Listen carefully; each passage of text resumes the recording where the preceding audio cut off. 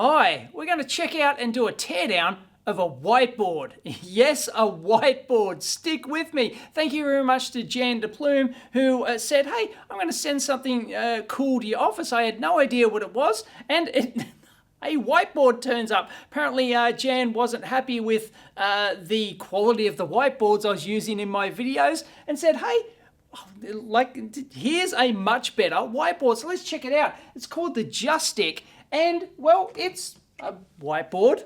It's white, but it's got this extra flappy thing on it, and that's what you draw on the, like I don't know if it's a Lexan or some other, plastic type sheet that is the surface instead of your more traditional whiteboard surface underneath. And it's designed so that you can actually put things underneath like this and then put them over the top and then draw over the top of that. And that's pretty cool, but the problem with that is it just falls down like that. So obviously that's no good. These things are permanently mounted on walls, so how do you get stuff to stick when to use this cool feature of being able to write on top of stuff? Well, this is one of these newfangled electrostatic or electro-adhesive whiteboards, and it's battery powered, so it takes 4 AA batteries. Let's whack some batteries in, see what it does. We'll put the last battery in here, and ta-da! Put it on there, and I'm having a hard time pulling down on that. It's electrostatically stuck. Don't get hairs stuck on this thing. Am I losing my hair? Anyway, yeah, you just whack things in there and they electrostatically stick like that. And it actually requires quite a significant amount of force to actually pull that down. So you can whack your things in there, you can draw on top. So this is really cool. I'll probably use it for my whiteboard tutorial videos. I might get some, I'm not sure of the exact size of this. Is it like A0? So I might get some paper that I can stick inside of it, draw my circuits on, or whatever it is I'm talking about, and then I can actually go over the top without ruining the original one. So that's the intention anyway. And that's pretty cool. Electrostatic whiteboard. So let's check out how this thing works. So yep, really having a hard time budging that. So that's fantastic. We can stick our stuff in there. No wuckers. Stick our stuff in there, Bob's your uncle, draw on top. Beauty. So how does this voodoo work? Well, it all has to do with electrostatics and what's called the Coulomb Force. Or the Coulombic Force? Is that a word? It is now. The Coulombic Force between two charges. So any two charged particles are actually going to have a force. If you've got a positively charged particle Q1 here, well, it's going to be attracted to the negatively charged Q2. And if they're both positive, they'll repel. If they're both negative, they'll repel. But if positive and negative, boop, they'll attract. And you're familiar with this in everyday life. It's why this synthetic top is actually clinging to me. I can feel the static charge on me. It's electrostatics that actually forces these together. It's how electrostatic speakers work. It's how a ton of stuff in both engineering and nature actually works. And yes, if you've got a capacitor, two charged plates, there'll actually be a force between them. I'll leave that for you at home to calculate the force between two plates on a capacitor, but I won't go into details. But basically, Coulomb force equation is our force in newtons is equal to the Coulomb force constant. It's just this magic constant. It's roughly 9 times 10 to the 9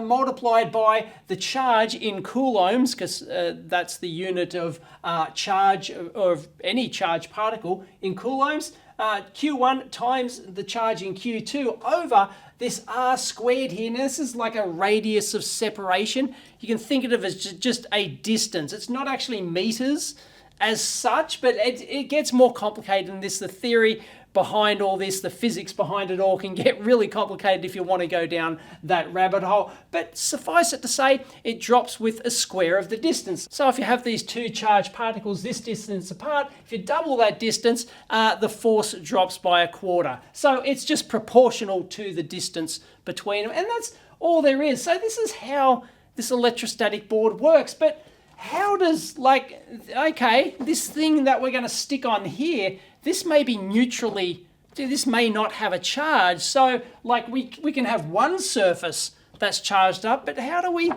get the charge on the other one? Well, let's take a look at this thing physically, how it works.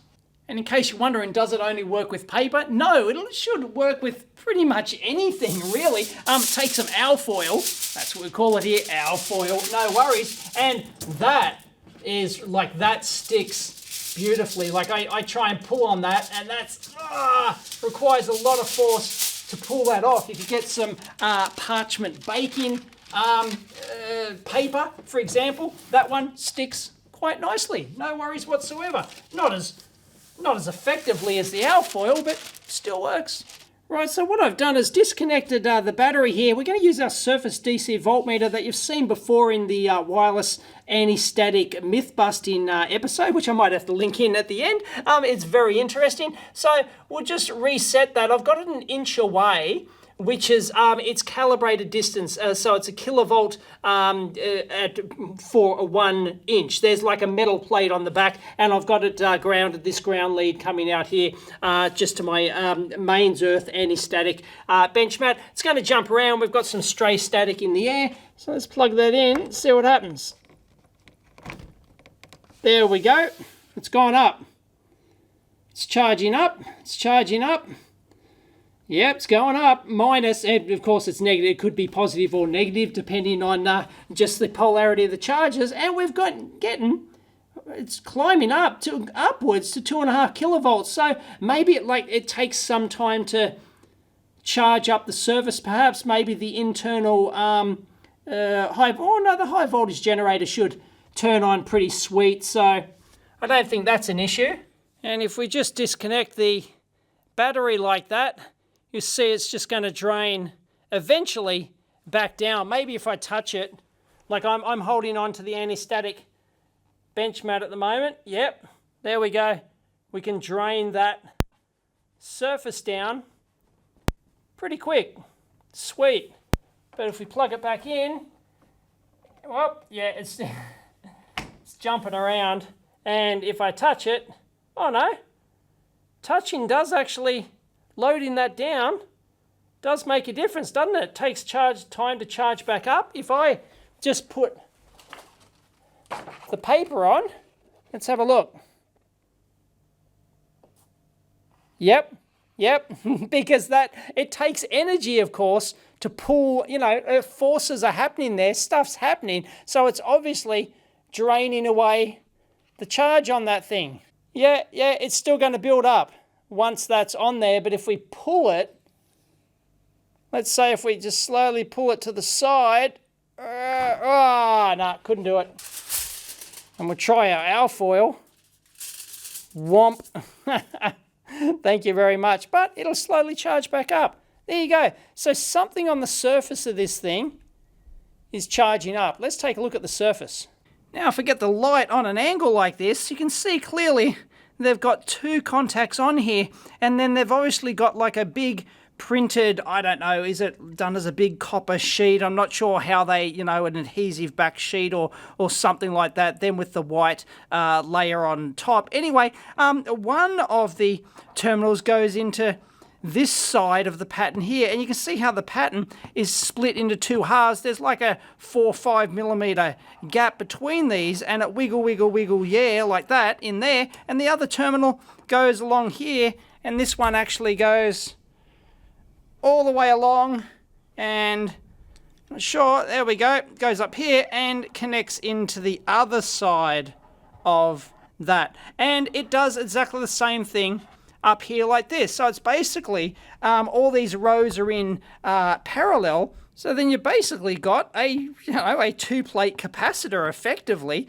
across here like this, just with this gap. And then when you place the medium on top, it actually creates a more efficient path across here, and then you get the electrostatic adhesion, which is basically, I'm not sure if it's the right word, that it's conducted through the medium. So this is where the terminology gets a bit tricky because it's not actually conducting as such. It's an electrostatic force, so there's not actually, in theory, there's no current flow. Of course, we're going to have leakage and all the rest of it. But, you know, and of course, we're going to have capacitive charge. So there is, you know, some electron flow onto the plates and things like that. I've done the infamous video of does current flow through a capacitor?